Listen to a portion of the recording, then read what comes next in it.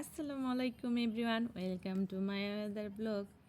তো আশা করি সবাই ভালো আছেন। আলহামদুলিল্লাহ আমিও ভালো আছি। তো আপনাদের ভাইয়া আজকে বাইরে থেকে আসার সময় কিছু মাছ নিয়ে আসছে। এটা হচ্ছে গলদা চিংড়ি আর হচ্ছে তেলাপিয়া মাছ। তো দুইটা মাছই আমার খুবই পছন্দ, কিন্তু চিংড়ি মাছটা একটু কম খাওয়া হয়, কারণ হচ্ছে চিংড়ি মাছতে অ্যালার্জি। আর তেলাপিয়া মাছটা আমার সবসময় খাওয়া হয়, কারণ তেলাপিয়া মাছটা আমার অনেক ভালো লাগে। বেশিরভাগ হচ্ছে ভাজা মাছ, তারপর হচ্ছে পেঁয়াজ কাঁচামরিচ দিয়ে ভাত দিয়ে খেতে অসাধারণ লাগে। তো এখন এই যে মাছটা ধুয়ে হচ্ছে আমি বক্সে করে ফ্রিজে রাখবো। আর আমি সবসময় মাছ মাংস হচ্ছে বক্সে করে ফ্রিজে রাখি, কারণ বক্সে করে রাখলে মাছটাও ভালো থাকে আর ফ্রিজটাও নোংরা কম হয়, মাছের স্বাদটাও ঠিক থাকে। তাই আমি সবসময় এভাবেই বক্সে করে ফ্রিজে সংরক্ষণ করি। তো এই যে এখনও হচ্ছে মাছ ধুয়ে পরিষ্কার করে নিয়ে চলে আসছি রান্নাঘরে। এখন এটাকে ভাজবো। তো রাত্রেবেলায় হচ্ছে রান্নাই করতে চাইছিলাম সবজি দিয়ে, কিন্তু রাত্রেবেলায় তো ঘরে কাঁচা সবজি নাই, তাই আর রান্না করি নাই। তাই ভাবছি যে মাছ ভাজা দিয়ে আজকে চালিয়ে দিব রাত্রে।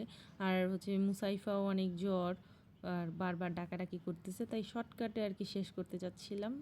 আর আপনাদের ভাইয়া ভাজা মাছ খেতে চায় না, কিন্তু আমার ভাজা মাছ খুব পছন্দ। আপনাদের ভাইয়ার পছন্দ হচ্ছে সবজি ঝোলের তরকারি, কিন্তু আমার আবার সবজি ঝোলের তরকারি একদমই পছন্দ না। মানে ওর যেটা পছন্দ আমার উল্টাটা পছন্দ, ঠিক এই পছন্দের ব্যাপারটা আসলে অন্যরকম। যাই হোক, তো এখন হচ্ছে মাছ ভাজার জন্য তেল দিয়ে দিছি, আর এই তেলটা উঠে দিয়ে আমার খুব কষ্ট হয়েছে, কারণ আমি অনেক মোটা হয়ে গেছি, তো তাই গাইস। কিন্তু ওইরকম আহামরিও কষ্ট হয় না, এমনি ভিডিওতে আর কি একটু দেখালাম যে আমার অনেক কষ্ট হয়েছে। তবে ডায়েট করতেছি, ইনশাআল্লাহ দেখি কি হয়। আমার আবার ডায়েট হয় না, একদিন ডায়েট করলে 10 দিন ডায়েট নাই, একদম নাই। তো এই যে খুব সুন্দর করে মাছগুলো ভেজে নিচ্ছি। এখন আবার একটু জাদু দিয়ে চেষ্টা করতেছিলাম যে তাড়াতাড়ি রান্নাটা হয়ে যায় কি না, কিন্তু হয় না। ভিডিওতে যেভাবে তাড়াতাড়ি দেখায় মানুষ, আসলে ওইভাবে যদি হইতো তাড়াতাড়ি কাজ, কত যে ভালো হইতো, খুব সুবিধা হতো। তবে একটা ব্যাপার কি জানেন, আমি আসলে এখন আগে রান্না করতে ভালো লাগতো না, কিন্তু এখন আমার রান্না করতে ভালোই লাগে, কারণ আপনাদের জন্য ভিডিও বানাই। তো মনে হয় যে সাথে একটা সঙ্গী আছে ক্যামেরা, সেটার সাথে গল্প করি আর হচ্ছে ভিডিও বানাই। তো এইভাবে করতে করতে আমার এখন ভালোই লাগে রান্না করতে। মনে হয় যে কথা বলতে বলতে রান্নাও তাড়াতাড়ি শেষ হয়ে যায়।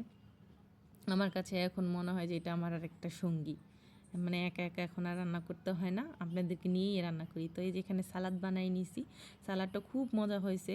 আমি খেতে খেতে তো ভালোই খেয়ে ফেলছি, পরে চিন্তা করলাম যে না আর খাওয়া যাবে না, কারণ আপনাদের ভাইয়ের জন্য রাখতে হবে। তো এই তো আমার রান্নাবান্না শেষ। তো সবাই ভালো থাকবেন, সুস্থ থাকবেন। আর আমার ভিডিওটা যদি ভালো লাগে অবশ্যই লাইক কমেন্ট শেয়ার করবেন, আমাকে সাপোর্ট করবেন। আমার ভিডিওগুলো কেমন লাগে কমেন্টে জানাবেন। আল্লাহ হাফেজ।